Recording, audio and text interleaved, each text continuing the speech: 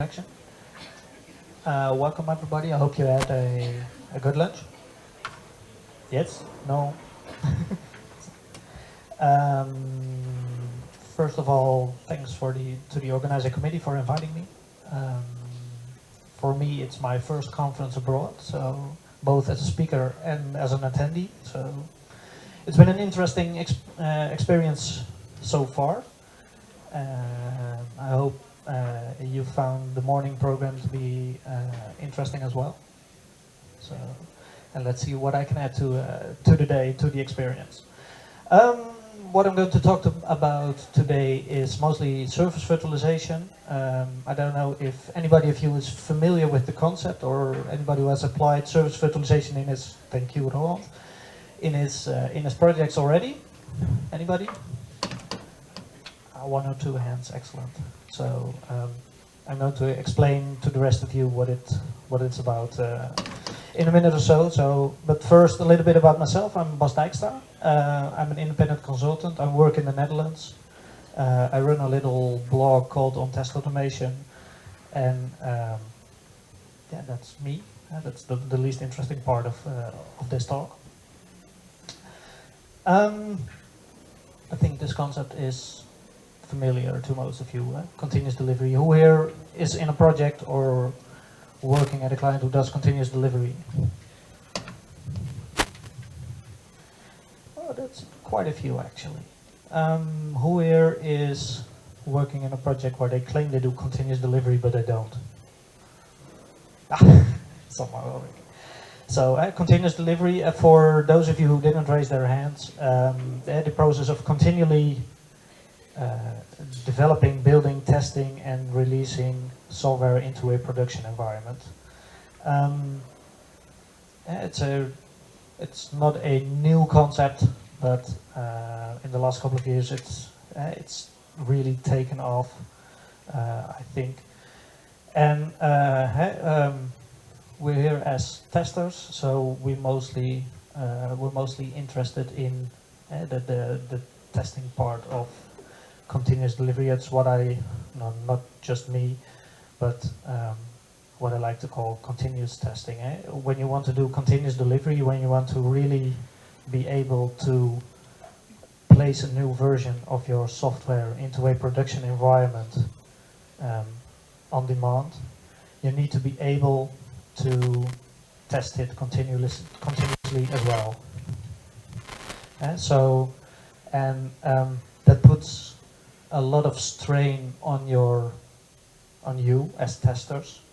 You need to be always ready for testing and always ready to have your opinion ready on the quality of the software you're working on as a team. But what a lot of people, welcome to you. What a lot of people tend to forget is that it also puts strain on your test environment. So a lot of software nowadays is where we had like 10, 20 years ago, most software solutions were mainly monolithic single solution applications, mainframe applications, or just one single installer and you were ready. Nowadays, software solutions are built up of a lot of different components. Distributed applications. A solution talks to a mobile app, or consists of a mobile app that talks to some sort of backend system. A lot of companies are still working with mainframes, especially in the government sectors. In banking, you see a lot of mainframes still there. And on the other side of the spectrum, you also have applications that communicate with software as a service dependencies. If you want to be able to do continuous testing, and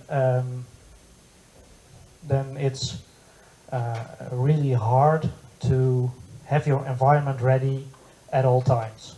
Not just the application that you're actually testing, But since your application talks to a lot of different components, you need to have those components in place in your test environment as well. And not just do those components need to be in place, but they need to have the right type and the right type of test data. They need to be ready, they need to be not still under development, so to say. But in reality, that proves to be kind of hard. Especially with agile software development, where a lot of teams are working in parallel on different components of a system that in a production environment need to be able to communicate with one another. It's hard to have them all in place and ready for testing at the exact point in time where you want to do your tests. I don't know if this rings a bell for people. So yeah, hopefully. It's what I've experienced in my projects a lot. So people who wanted to do, I want to be able to test pretty much on demand, but my test environment doesn't cooperate. So, we heard a lot about T-shaped testers, in the testers that need to be very good at a specific subdiscipline of testing, but also need to have a lot of, or at least some amount of knowledge on other areas of testing or other areas of software development. Testers need to be able to do code reviews. Testers need to be able to communicate with stakeholders, with business representatives, and certain stuff like that.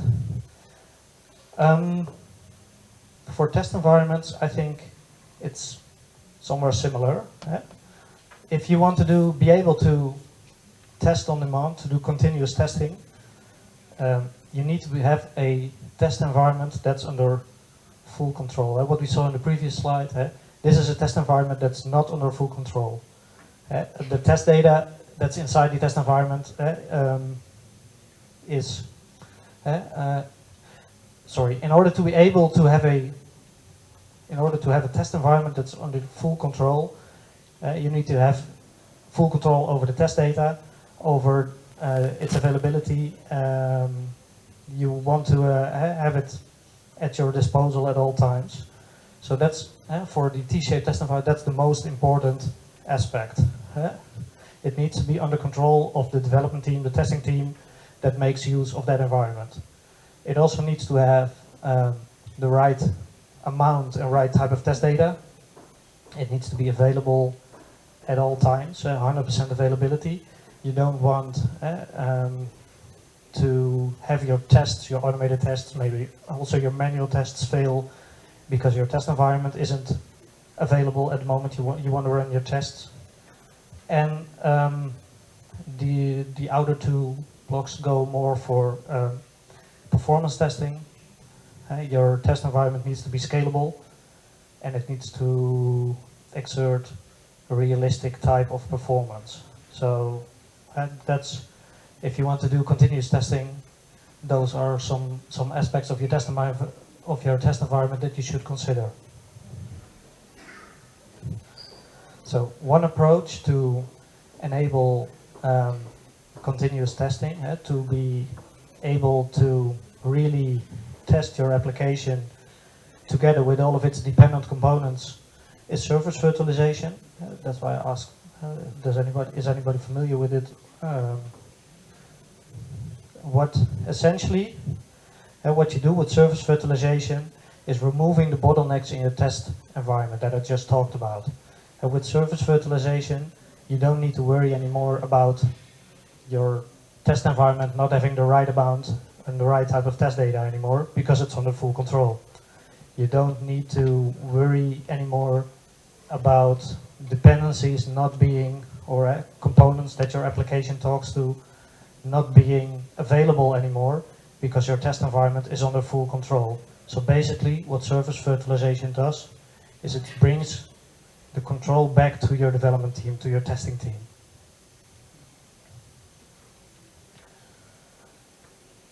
So what's this service virtualization all about?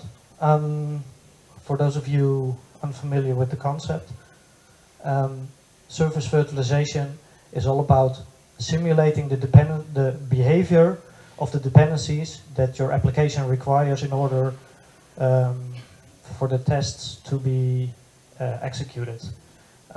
It doesn't do other system characteristics, so it isn't concerned about the specific type of hardware that those dependencies run on.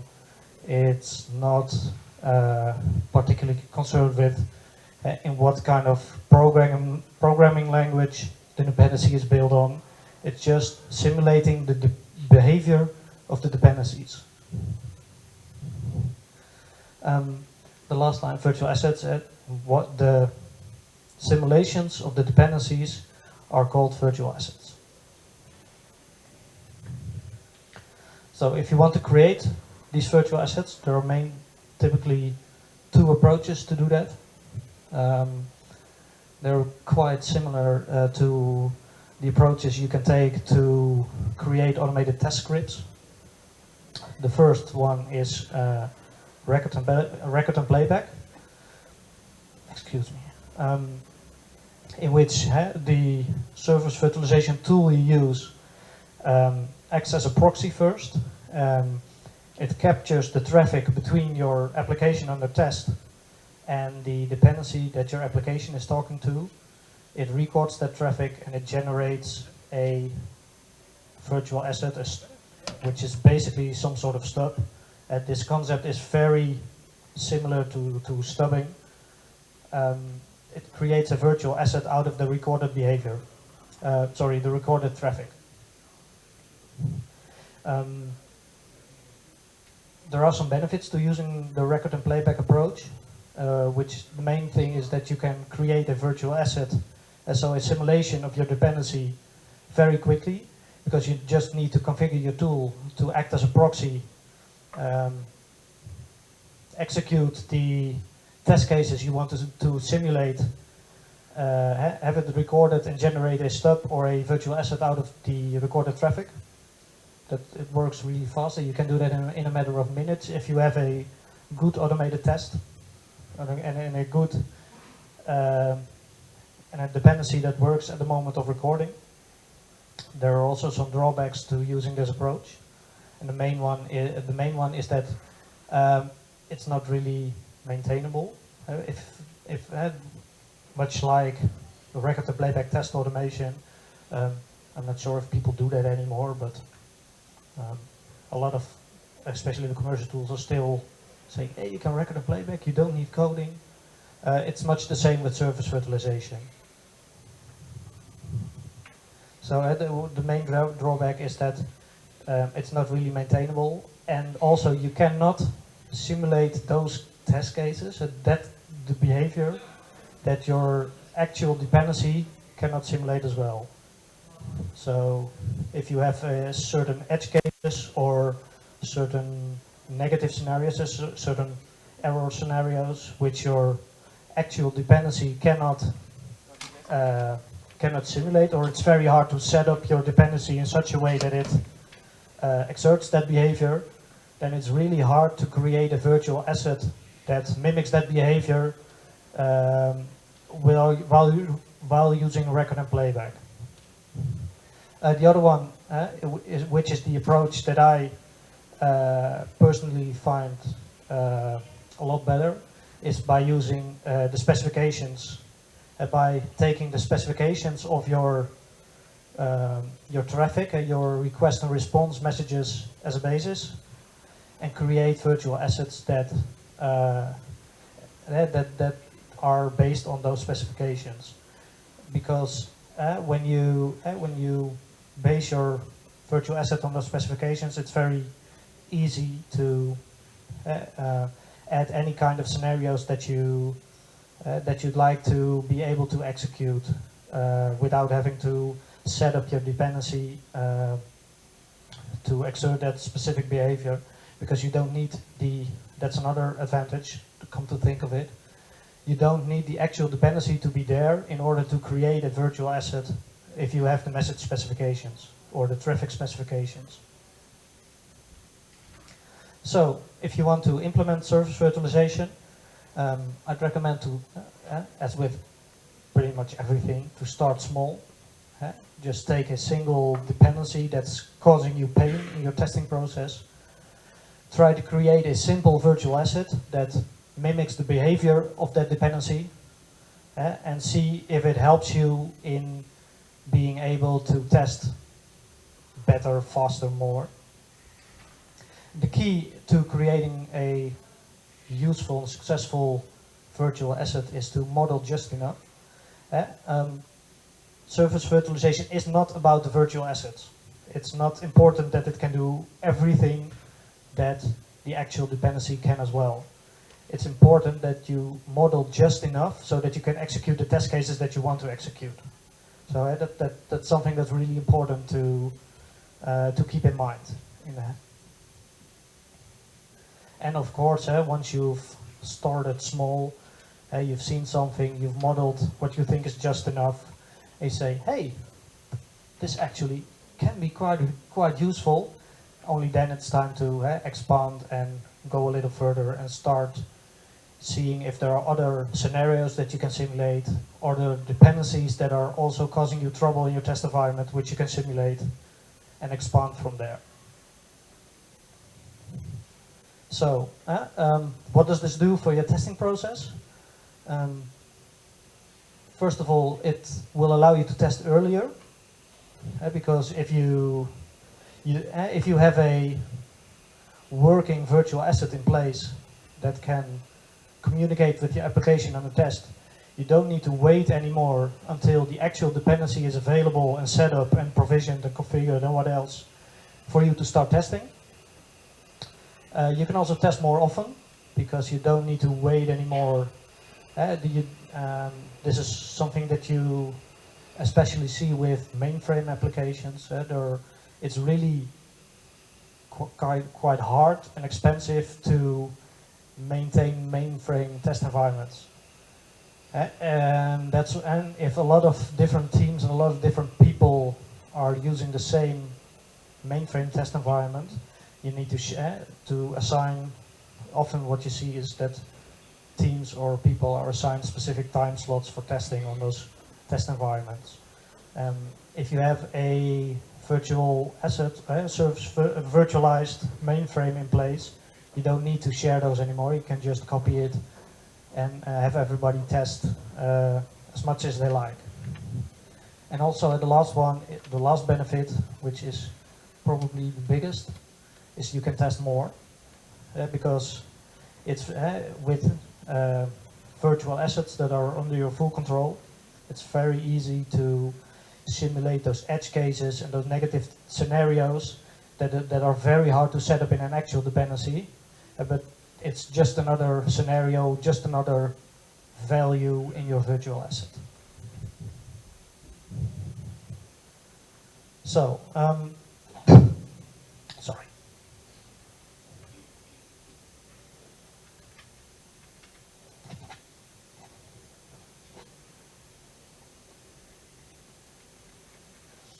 Now that we've seen what service virtualization can do for your testing process,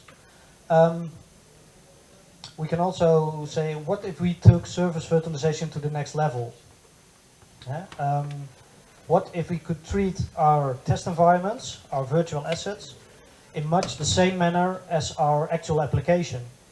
What we see with application development now is that a lot of it is being containerized, is put in the cloud, using approaches, using tools such as Docker, Microsoft Azure, stuff like that.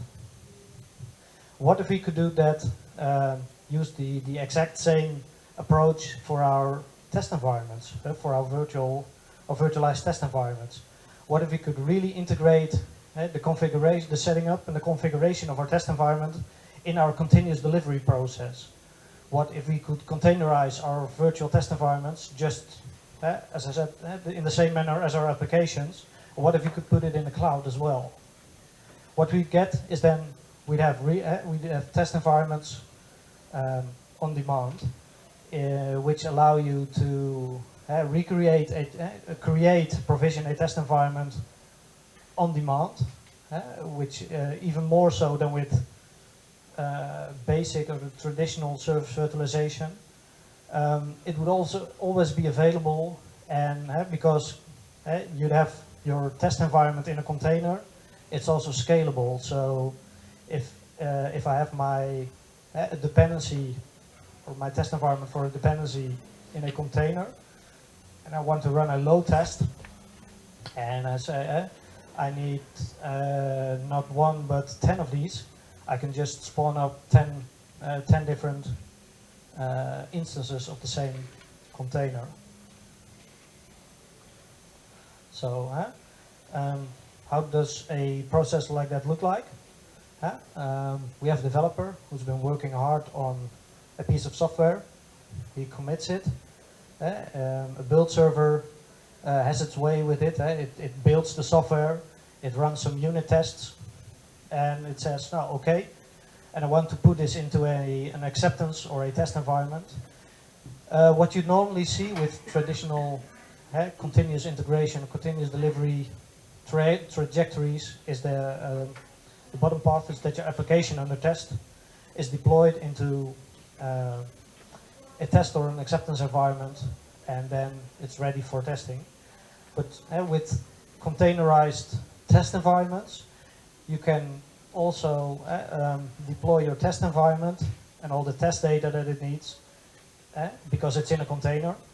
You can deploy that in the same environment just as easily, have either manually or using test automation, have some tool or somebody run integration and end-to-end tests in that same environment in the end, and move on through all the stages of your continuous delivery pipeline like that. There are basically, what I've seen so far, I've been working with service virtualization for a couple of years. This is, even though Docker's been around for a while, Azure's been around for a while, there are, so far it's mostly, it has focused on containerizing the application under test itself, and not so much on the test environment, which is a big part of the whole process, I think. But what we've seen recently is there are two approaches to making this work. One of them is Docker. I think most of you are familiar with Docker. Yes, a lot of nods. Some hand, excellent. To be honest, I'm not much of a Docker expert, but I know a little bit of how it works. So I'm not going to go into all of the technical details about this, but I just wanted to show you that it's one approach to having your test environment be available on demand. One example of this is a tool called Hoverfly. Has anybody ever heard of it before? Oh, those people really need to work on their marketing. I've met them a couple of weeks ago. They're really nice guys from the UK. It's an open source service virtualization solution. So far, it only works for HTTP and HTTPS, which means they don't do other communication protocols so far. But the world moves to HTTP and HTTPS anyway, so a lot of old, more traditional protocols such as MQ or JMS are not used as often anymore. So that's what they focus on so far.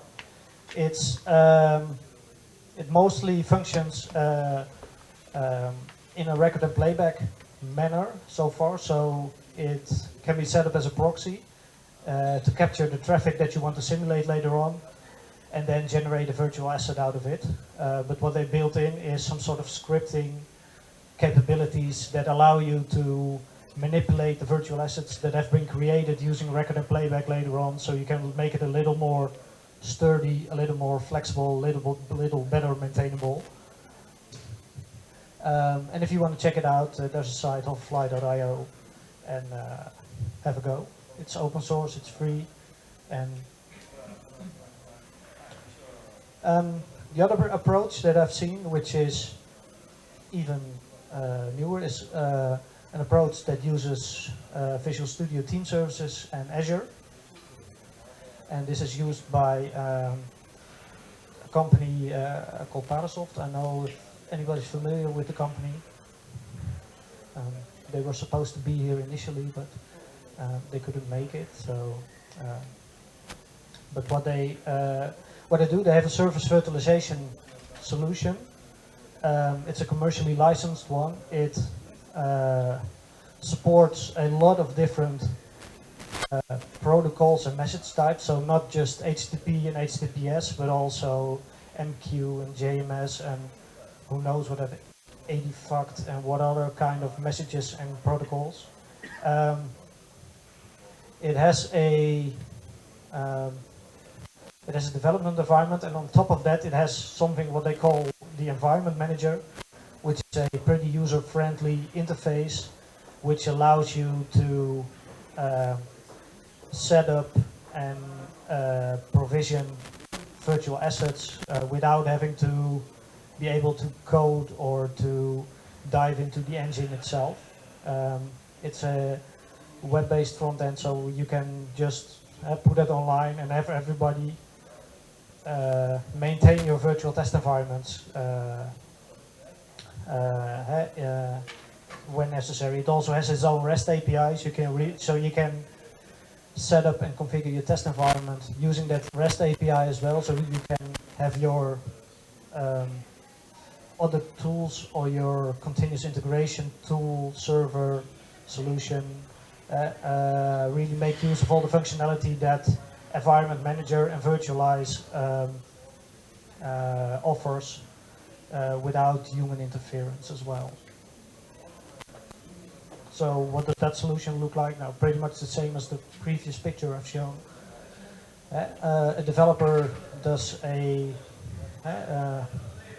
with a stroke of brilliance, he writes some beautiful code. He commits that to, in this case, it probably is TFS.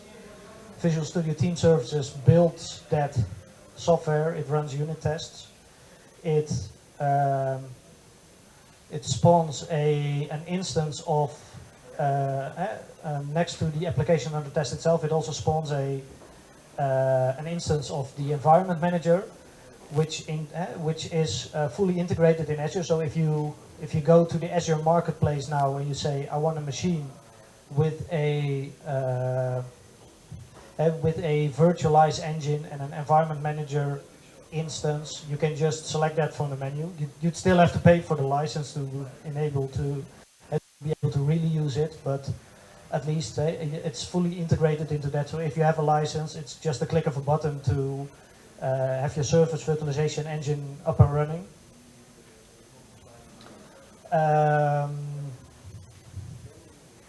And you can the environment manager in turn will set up and configure your test environment, provision the right test data, and then you can start executing your manual or automated tests. So, next stop. So we decided, hey, for service virtualization, that might be a good idea for our team, for our organization, but how are we going to do it? There are a lot of decisions that need to be made, or a lot of, at least 3, I think, which I'll come by in a bit.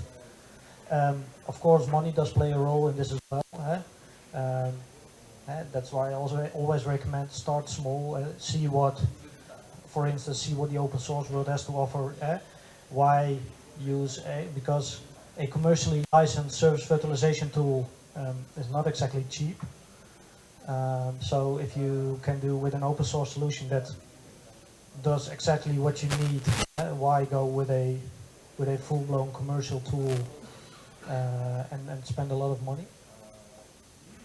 So the first decision that you need to make is about the infrastructure. Where am I going to host my test environment? Am I going to do that on premise? So do I have a server somewhere that hosts this simulated test environment for me? Or am I going to do it in the cloud? previous solutions. Docker and Azure are really. You could always say, well, I want to be able. Some companies don't allow you to put it in the cloud because there's a lot of sensitive data that's going to be, and people don't want to share the data with some foreign country or some company they don't really trust. So putting your test environments on premise is a perfectly viable alternative. The second one is where am I going to center the knowledge with regards to service virtualization? Am I going to put it inside the development team and make each of the development teams responsible for developing and maintaining their own virtual test environments? Or am I going to create some sort of center of excellence, which is a team that serves, for example, multiple agile teams and supports them in creating and maintaining their virtual test environments? And the third one is where am I going to do development in-house? Or it's much like software development really. Am I going to do it in-house, or am I going to give some service provider a lot of money and say, go fix things for me, please?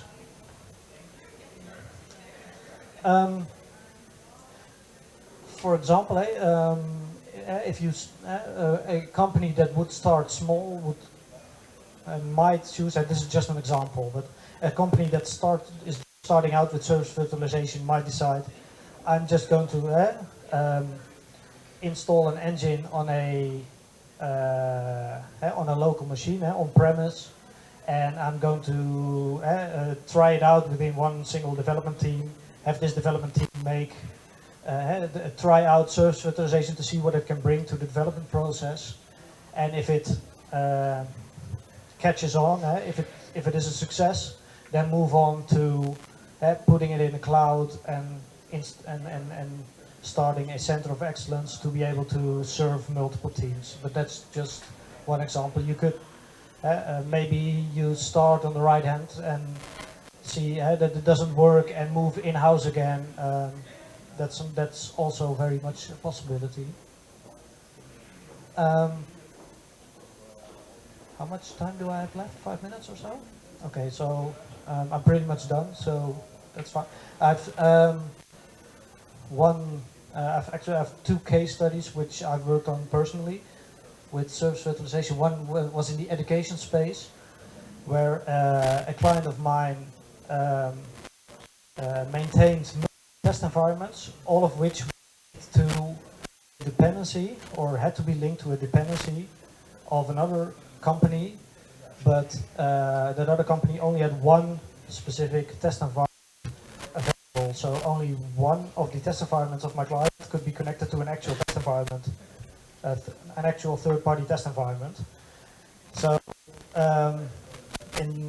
so they decided to adopt service virtualization as a solution for that, and they didn't want to have to do anything themselves. So they installed an external outsourced development team and they put a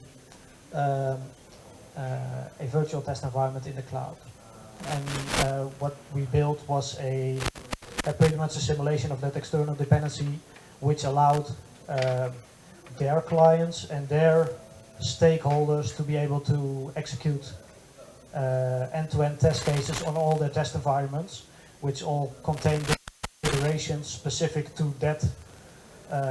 In this case, it was different universities using different configurations of different test environments. And they all wanted to do end-to-end testing, but only one test environment allowed that before the introduction of service virtualization.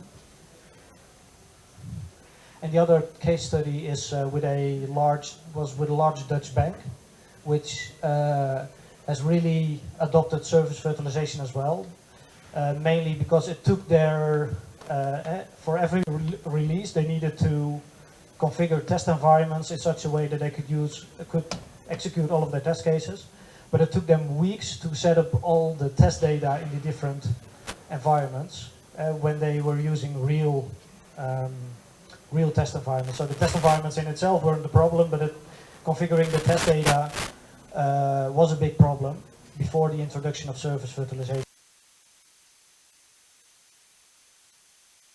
We don't want to share our data and our communication with the outside world because we're a bank and we like it on premise. Because there were a lot of agile teams, because it was for them it was much more efficient to have one team serve all of their agile teams instead of fragmenting the knowledge and the ways of working around service virtualization over all of these different teams. And it's pretty much policy with that bank now to not outsource software development anymore, and they treated service virtualization as software development, so they decided to do it in-house. That's it, as far as I'm concerned. Are there any questions? Any questions? Yes. You talked about recording the interactions and using those. So I understand in most cases that approach doesn't actually work.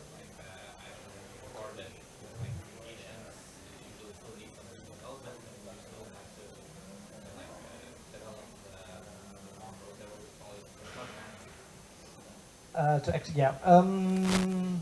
I don't know if everybody heard it, but what you said was, what you told is that record and playback for service virtualization doesn't really work, or is not enough.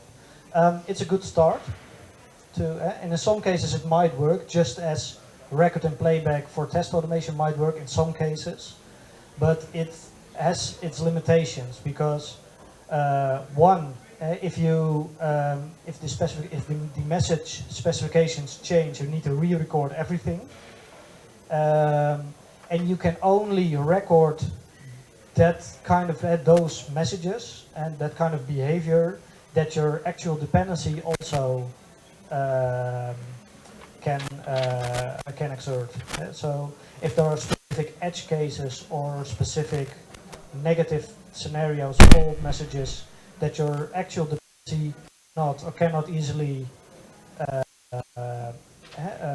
give you back, so to say, it's very hard to set up your dependency so that you can record it, and then it's much easier to just take the message specifications and say, well, if I get an order message with an order ID of 123, then I want to have fault code XYZ or something like that.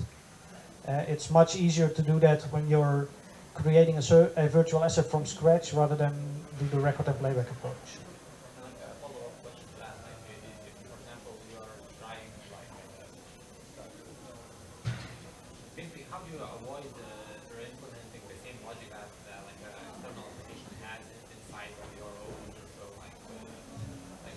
Yeah, that's a very good question, because that's the trap of this. You want to avoid basically recreating your external application within your virtual asset. So and that's a fine line you're walking, and that's why I said you need to model just enough. It's building your virtual asset in itself is not the end goal. It's just a vehicle, a tool that you need to execute your test cases.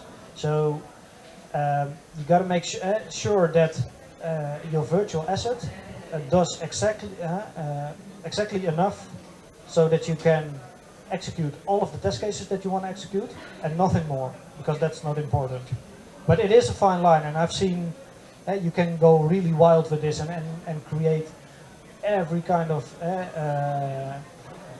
all kinds of behavior but if your tests don't require all of those cases, then it doesn't make sense to implement them in your virtual asset. But yeah, you really need to be aware of that. That's true. That's a very good point.